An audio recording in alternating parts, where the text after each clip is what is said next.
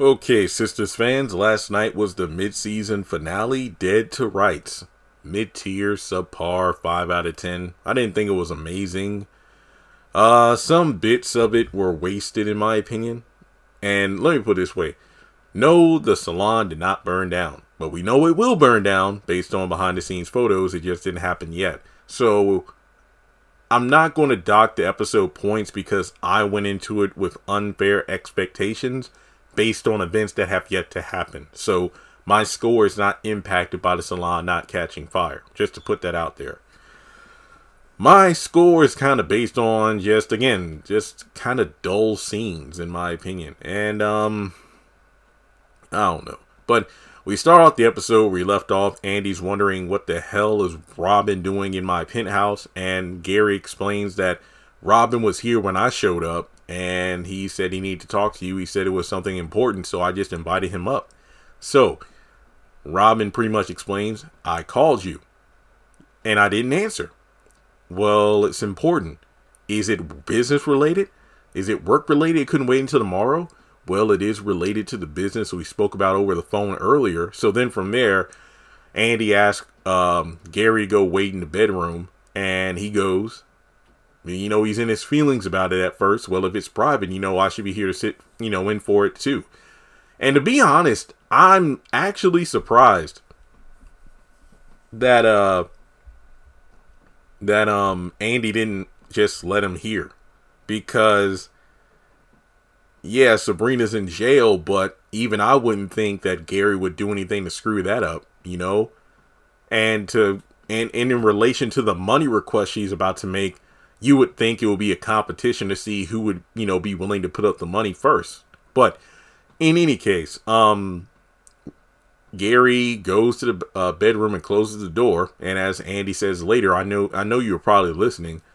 All right. So in any case, Robin explains that I made some phone calls and it is possible to get bail, but it's $3 million. That prosecutor's an asshole, John Williams. And he's like, first of all, it's like, I called you first, but I came by to ask, do you have that kind of money? Because it's possible to get Sabrina out as early as tomorrow morning, but you got to have the money right then and there. And she's like, I got about half. And it was mentioned that, could I borrow the other half from you? And I'm just like, for Andy to have the fucking audacity to go from what the hell are you doing in my house, Robin, to the way she's been treating him for, the past several episodes, because she was in her feelings about getting, told off by him. All of a sudden, she's like, could I borrow the money? This isn't a few $1,000s. This is $1.5 million. And this dude is just so... I hate when Tyler does this, especially the strong male characters. This guy loans her the money. To be completely honest, I was surprised he didn't ask for sex. I mean, even if he did, I'll be like, well, hell, it is over $1 million. But he's like, are you 100% that she's innocent? Yes, she's innocent. She had nothing to do with it. Okay. So she's like, look, here's the thing. I know she's innocent, and you could just put the money up, and when we prove her innocence, we'll get that money refunded. This was awful. Why the hell didn't you ask Gary for that money? He's the one who's willing to spend and throw millions at you, Andy. Let's see what kind of man he is if he'll help out your friend. Honestly, I wouldn't blame any of these men or anybody if they didn't put up the money. $3 million is a lot of fucking money. It is. And I even tweeted this out. I should have rephrased my tweet, but I did say, keep it 100. If you had to pay a $3 million bail for okay, what did I say? Yeah, keep it 100. Would you pay $3 million bail to get your friend or family member out of jail? I should have put in there as well. Would you pay $3 million bail to get your friend or family out of jail?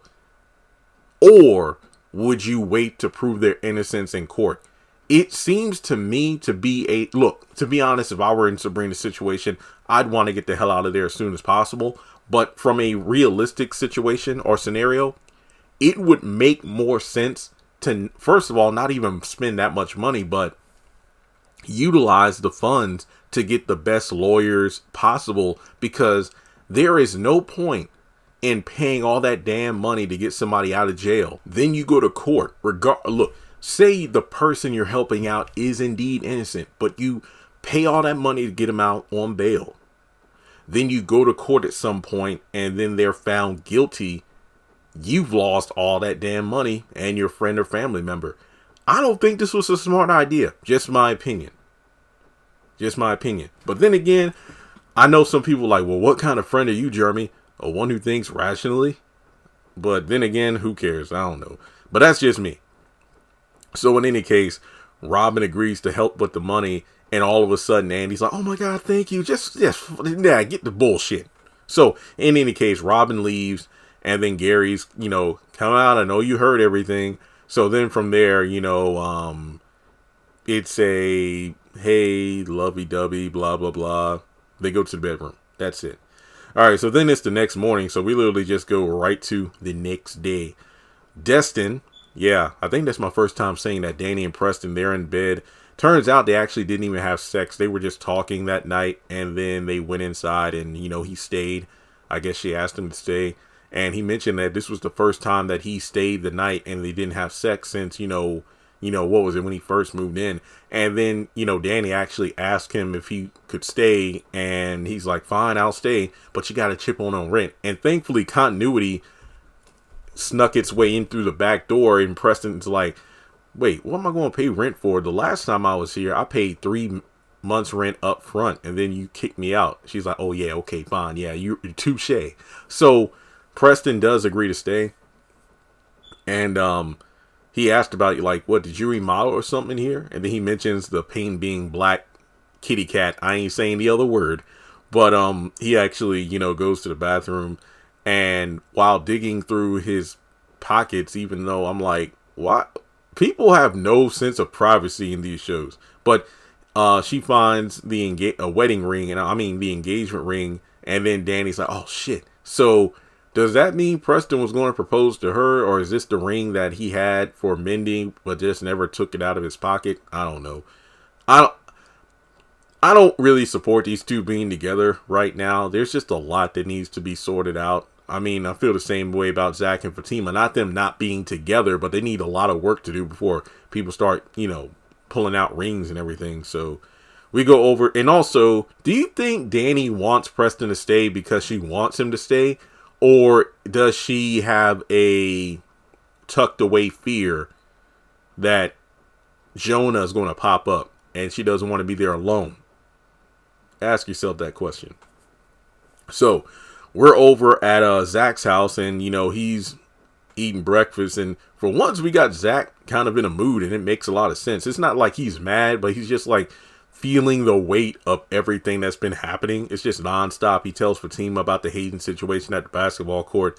And Fatima's like, what did you do? And I'm just so proud of Zach for the way he kind of lost his cool at the basketball court, but he didn't whoop his ass. He could have easily did it, but he's like, you know what? Between you and Aaron and, Gary, I'm just going to leave. I came down here to get my mind off things, to blow off some steam, just to play some ball. But all my troubles keep following me around, so I'm just going to bounce. So yeah, turns out Bryce recommended an attorney for Zach to talk to. We'll meet her later, named Lori. And he asked a question about the engagement ring. And Fatima brings up that she doesn't want Andy to know or to let that information slide to Karen and then Hayden find out, because that could potentially make things worse for Zach. On one hand, I see what she's saying, but on another, I'm like, is this her reasoning? Or is she second guessing it? Because look, I'm not ready to rush into marriage and whatnot. And like Zach said, nobody said anything about marriage right away. I just proposed. So even Fatima's like, so what's going on? What do you mean? Where's the confident, chipper Zach I'm used to seeing? And I'm like, Fatima, you are the last person to ask another character, where's the character that I've known for the past 3 seasons? Fatima has rarely acted like Fatima this entire season. But I did like the fact that they were both wearing blue. I don't know. I just liked it because remember, what was it, the day before you had Karen and Aaron both wearing a stripes, but now you have Zach and Fatima with the blue. So speaking of the ring and Karen, Fatima's like, let's just hide the engagement for now until all these DNA test results and everything comes back. So I guess after the Karen thing, that's when you'll be like, oh, if you're not the father, then yay, we're going to scream from the rooftops that we're engaged. So over at Karen's, it turns out she fixed breakfast for her and Aaron, and surprisingly a good cook. And she said she was going down to the salon, and it's like, look, Aaron, I'm not going there to work. I'm not going all day. I'm just going to the salon, and then the girls are going to pick me up from there, and then we're going to go to the doctor's office. It only take, a few hours. And then he's like, well, I'll go into the office for a few hours, and then I'll come back. So before he leaves, he kissed her and goes, I love you. And it took her a while to be like, I love you too. And I'm not going to say that I cringed at this, but part of me wants to believe that Karen does love him. I love you, but I'm not in love with you. Those were her words. I think this could possibly, and maybe I'm giving Karen too much credit, but maybe this is possibly Karen slowly letting go of Zach in order to allow herself to be loved by Aaron, or this was just forced. I don't know. But she calls Andy, and Andy's looking good this morning. She's in the bathroom, Gary's in the tub, but yeah, Andy, with the pink shirt, the white top, I mean, I ain't gonna lie, she looked pretty fly. She looked fresh. She looked good. But it turns out Sabrina's gonna have like a 9 a.m. release, and Karen's appointment is at noon. And basically it's like, look, me and Danny, we're going to swing by to see if we can get Sabrina, and then we'll come by the salon to pick you up. So from there, Karen actually hears Gary in the background as he's getting out of the shower. So Andy rushes off the phone like, hey, we're going to talk about this later. So then from there, Gary, hey, did you notice how cool I was about the Robin situation last night? Yeah, why was that? Well, I realized he's not a threat. What's that supposed to mean? And this moron who told Hayden not to be cocky decides to gloat to Andy about, well, he's not going to be in charge of that company too much longer. What are you talking about? Oh, little things, corporate takeover. Nothing to worry about, baby. Can I come over tonight? Look, I will let you know. Well, I'll see you tonight. No, Gary, I'll let you know. Well, hey, I know you're going to let me know soon. And then it's like, you ain't going to leave out, getting a kiss first.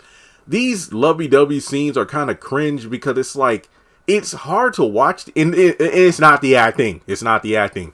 It's hard to watch these two because of the fact that Gary's ain't shit, and Andy's materialistic. So we're just sitting here waiting for this train wreck to happen because we know these two aren't staying together. So it's like, it's weird. It's just as off-putting as the haves and the have-nots in the later seasons when Candace was acting all nice and everything, and it's like, this isn't the Candace we've known for like the past 7 seasons. So why now are you trying to change it around? Like all that history of evil she's done doesn't exist. So we go over to the salon. Pam got there first and it wasn't on fire. I'm like, what the hell? But yeah, she actually saw that the curlers were on and she cut them off. Ooh, she would kill me if she found out. And then Karen walks in right behind her. I ain't gonna lie, Karen looked fine as hell in that black. So did Pam. And wait, were they both wearing black? Let me go back and look real quick. Yeah, they were both wearing black, and they look good. I mean, and in this scene, she's scolding and reprimanding Karen, like, look, this is all I have, and you almost burned it down. I know I shouldn't have left you in charge. Yeah, blah, blah, right. But then she's like, look, I want to be here. It's like, well, you ain't here to work, are you? No, I'm going to the doctor. I'm going out with the girls. I ain't staying here all day. Good, because I'll call your mama, and I'll call my mama and tell her that you left those curlers on. Look, well, I will video you every night to make sure everything is off. Don't worry about it. So this was a cute scene. Look, I know these two. I know Pam isn't a sister. I still don't think she should be part of the sister circle. But these two do act like sisters when they have moments like this, and I did like it. Karen's so beautiful when she smiles and laughs, and I really wish we just saw more of that. And of course, Pam with her. I feel like she ad-libs a lot of her dialogue and it works. And you can just tell like Ebony has those moments where she wants to break character. And these were moments I appreciated. And part of the reason why this episode gets at least a 5 because this was a cute moment. So Another scene I actually liked, we get a new location, the hallway of the courtroom, where we go to Karen's office, and she calls Danny about what's going on with the Sabrina situation. Andy's still in court, Danny's in the hallway, no word on what's going on right now, but just gonna have to wait and see. So Andy actually comes out and says that Sabrina got out. It's just going to take a little while for them, to file the right paperwork and get her out of there. And John comes up to her and, kind of have a back and forth. It's like, well, you have some powerful friends. Yeah, and you better remember that too. So from there, she's pretty much like, well, the thing is, you didn't care about whether or not Sabrina was innocent. You just tried to get back at me because of your whole wife divorce situation. So John walks off, and we'll see him later on in the episode. So Andy is, actually talking about surprising Karen. It's like, hey, we won't tell Karen that Sabrina's out. We'll just go by the salon and get her and whatnot. But, or show up at the doctor's office. I forgot the information. I think they said they would go by the salon. But in any case, she wants advice from Danny, and then she already knows it's about Gary. It's like, if you knew something that could possibly, do something negative to another person, would you say anything? And I'm just sitting up there like, I know after this man put up $1.5 million to help a person he didn't even know get out of jail, you have the audacity to be like, should I tell Robin about the corporate takeover, or should I keep it to myself? And it's like, that's not even a question. What kind of person are you, Andy? So from there, Danny just says, follow your gut. So John goes to see Maurice and strikes a deal, or at least tries to. It's like, look, just give up Sabrina and you can get out of here. And remember, also, this is the first time we're seeing Maurice this entire season. John, pulls out the recording, and I'm just sitting there, and Maurice is saying everything we've been saying the whole damn time. That was a joke. Do you expect the courts to believe this? Well, I don't know. Maybe the jury will. And I'm like, what competent jury, judge, lawyers, attorneys would hear that recording and think that, yeah, this is serious. They did plan a robbery. It was fucking sarcasm. But in any case, he's like, look, you need to be talking to Q. Yeah, we called Q, and he gave you 2 up. So he's walking free. So you need to give her up. And, hey, you'll be able to walk too. Well, that's never going to happen. So basically, he walks out, and Maurice is like, oh, shit. So he could be looking at 30 years. So it's almost 11 o'clock, and Sabrina is finally out. So she wants to be taken home, and then they'll go to the hospital to check on Karen because she wants to get a shower. And I was actually surprised that, Sabrina didn't even ask about Maurice in that moment. Obviously, they couldn't get him out, but I was actually, again, surprised that she didn't ask her, like, hey, have you seen Maurice? Is he doing okay? No, she just wanted to go home and shower. So, I believe she was actually on the phone with Karen to talk with her because, they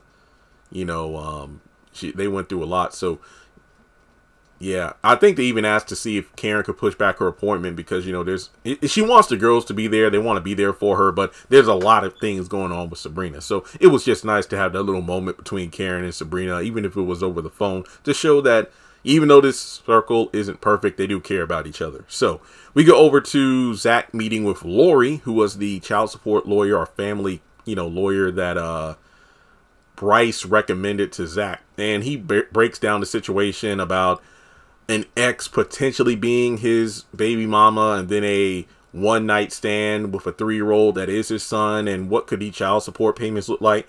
And she says something that had the internet ablaze that, well, based on the assets, the house, and what you showed me, yeah, they could be looking at 50-50. And like Zach said, the math ain't adding up. Like, what does that leave for me? Basically, the best way to avoid this scenario is to get on good terms with these women, come up with agreements, in order to, see if they can get legal counsel. We can all sit down. I can be there as well to see if we can work something out so it wouldn't be so expensive. And people are like, that's not how it works. And as somebody who doesn't know, I don't know. But then again, you look at a Nick Cannon situation, but it seems like there are some sort of agreements in place with Nick and all these women who get knocked up by him about them being well taken care of as opposed to them trying to bleed him dry. But, Hey, it is what it is. So from there, she is expensive, but she says for you, we can work something out. And I'm thinking to myself, Zach, you better watch out. You might have another person who's trying to bang you. You never know. I don't know. Just saying, you never know. But from there, we go over to Sabrina's house. Andy and Danny drop her off because Sabrina's went through a lot and she'd rather just, shower and relax for a moment. So they understand. And Andy and Danny will go to the hospital. So she gets a call from Calvin. And I'm like, how the hell does Calvin know that Sabrina's out of jail? And some people are like, well, yeah, he helped with the bail. And he said he had $20K to offer up. But no. That's not it. It was Andy and Robin who put up the money. So I'm just going to throw that away. I'm just going to say maybe Danny called Calvin to let him know, because Danny did say that, she would keep Calvin in the loop. So I guess that, he got a phone call from her. That's just a guess. I'm trying to show some leniency here. But in any case, Calvin calls and then finds out that Q, well, obviously, she knew, but Calvin's like, Q did all this and he's at the apartment right now. And Sabrina's like, what? I'm coming over there. No, I'm coming to see you. No, I'm coming over there, Calvin. I want to shower first. And I'm like, hey, I get it. You probably got jail must on you. But if you knew the person who screwed you over was at a certain location, I'm surprised you didn't just go straight there. Just my opinion. I thought she was going to go straight there, but whatever. So in any case, Sabrina comes over. I'm going to skip to the ending first. Sabrina comes over to the apartment. Calvin's just looking at Q, slurping up a bowl or something. Like, you disgust me. You better watch the attitude, boy. You like it. And then Sabrina comes in. Look, how could you do this to us? You're disgusting. It's like, my good friend is arrested because of you. I didn't do anything. And he's like, hey, Calvin, you better get this bitch. And then from there, Calvin, like I said at the beginning of the video, it's like Calvin explaining why Q's still there. Wait, why is he even here? Look, I can't get rid of him. What? Why is he here, Calvin? I keep changing the locks, but he keeps breaking in. Yep. And, I got to make sure he's not going to steal anything since, he sold everything else, even half of my father's golf clubs. Yep, I sure did.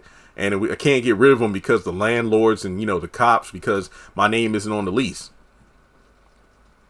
Yeah, hearing him say that out loud just shows how stupid this entire plot line is. So then out of nowhere, Sabrina grabbed that golf club and started wailing on his ass, which I loved. And to see her hold her own against Q longer than Calvin did when he tried to fight him. Yeah, Calvin, oh man. So he takes the golf club and starts wailing on to the point that Sabrina starts screaming, Calvin, don't kill him.